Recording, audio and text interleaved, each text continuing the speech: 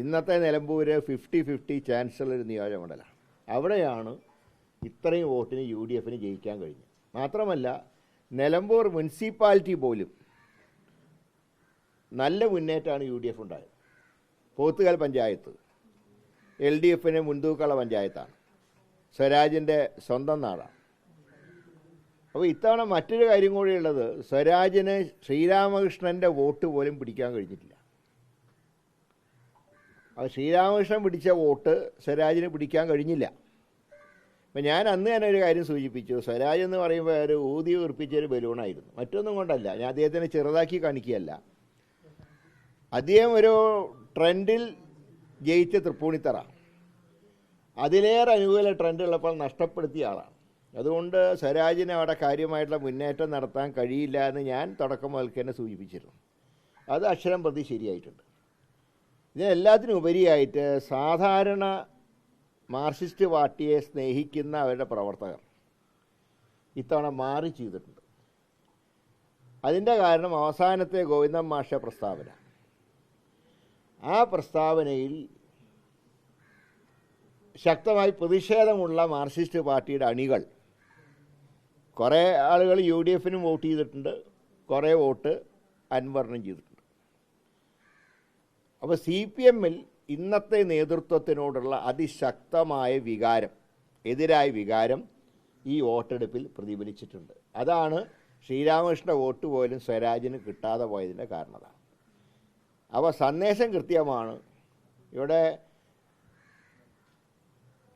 പാവപ്പെട്ട ആശാ വർക്കർമാരോട് പോലും ക്രൂരത കാട്ടിയ ഒരു സർക്കാരിനോട് നിലമ്പൂരത്തെ ജനത ശക്തമായി പകരം ചോദിച്ചു. പിന്നെ പ്രിയങ്ക ഗാന്ധിയുടെ സന്ദർശനവും കോൺഗ്രസ്സിന് കരുത്ത് പകർന്നിട്ടുണ്ട്. ഇതെല്ലാം ഉപരിയായി ഇന്ത്യൻ യൂണിയൻ മുസ്ലിം ലീഗിൻ്റെ പ്രവർത്തകർ സ്വന്തം പാർട്ടി സ്ഥാനാർത്ഥിയേക്കാൾ ആവേശത്തോടുകൂടെ പ്രവർത്തിച്ചു. അപ്പോൾ എല്ലാ ഘടകങ്ങളും ചേർന്ന് മുന്നോട്ട് പോയാൽ പിണറായിസം ഈ മണ്ണിൽ കുഴിച്ചു മൂടാൻ കഴിയും എന്ന് ഈ തെരഞ്ഞെടുപ്പ് ഫലം തെളിയിച്ചു.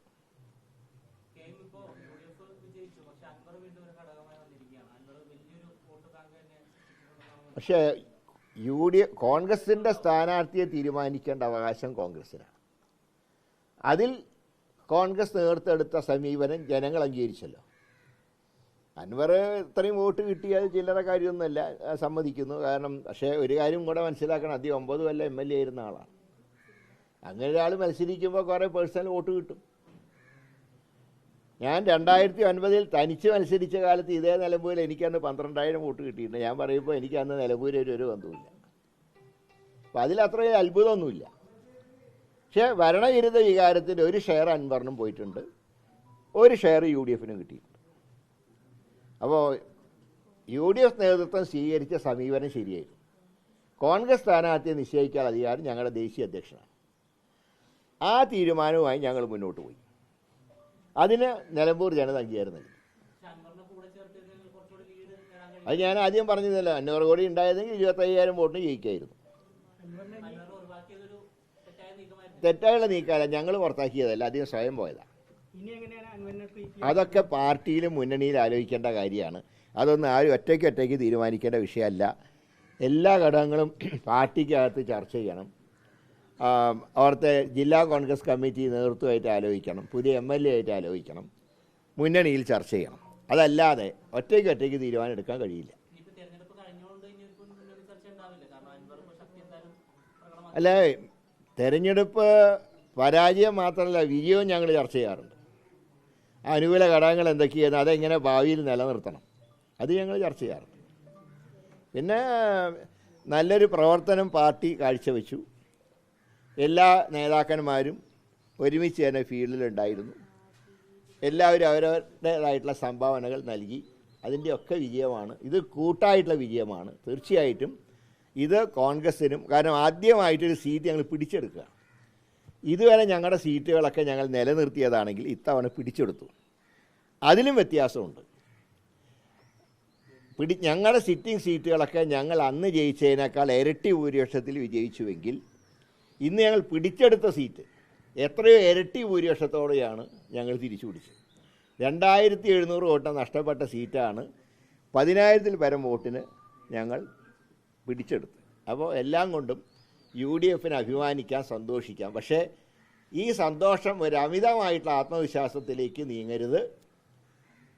ചുറ്റും അപകടങ്ങൾ പതിയിരിപ്പുണ്ടെന്ന് മനസ്സിലാക്കിക്കൊണ്ട് ഇതേ ടീം സ്പിരിറ്റോടുകൂടെ മുന്നോട്ട് പോകണം. അത്രയേ ഉള്ളൂ. ബാക്കി കാര്യങ്ങളൊക്കെ 27-ാം തീയതി രാഷ്ട്രീയകാര്യ സമിതിയുണ്ട്, UDF ഉണ്ട്. ബാക്കി കാര്യങ്ങളൊക്കെ അപ്പോൾ തീരുമാനിക്കാം. അതല്ലെങ്കിലും സണ്ണി ഡേയ്സ് തന്നെയാണല്ലോ അപ്പോൾ, അതിന് കുഴപ്പമൊന്നുമില്ല. അത് സണ്ണി ജോസഫ് വരുന്നതിന് മുമ്പും ഉണ്ടായിരുന്നു, ഇപ്പോഴും അതെ. കാരണം മുമ്പും ജയിച്ചിട്ടുണ്ടല്ലോ. പാലക്കാട് 18,000 അന്നത്തെ നേതൃത്വം നല്ല സംഭാവന ചെയ്തിട്ടുണ്ട്. ഇപ്പോഴത്തെ നേതൃത്വം അതേ ടീം സ്പിരിറ്റിൽ മുന്നോട്ട് പോകുന്നു. അതാ ഞാൻ പറഞ്ഞത്, എല്ലാവരും കൂടെ ആലോചിച്ചിട്ട് വേണം എല്ലാ കാര്യവും തീരുമാനിക്കാൻ. കാരണം രാപ്പകൽ UDFന് വേണ്ടി പ്രവർത്തിച്ച പ്രവർത്തകരുണ്ടല്ലോ, എല്ലാ പ്രതിസന്ധികളെ അതിജീവിച്ചുകൊണ്ട് പ്രവർത്തിച്ചവർ. അവരുടെ വികാരം കൂടെ കണക്കിലെടുക്കണം എന്ത് തീരുമാനം എടുക്കുമ്പോൾ.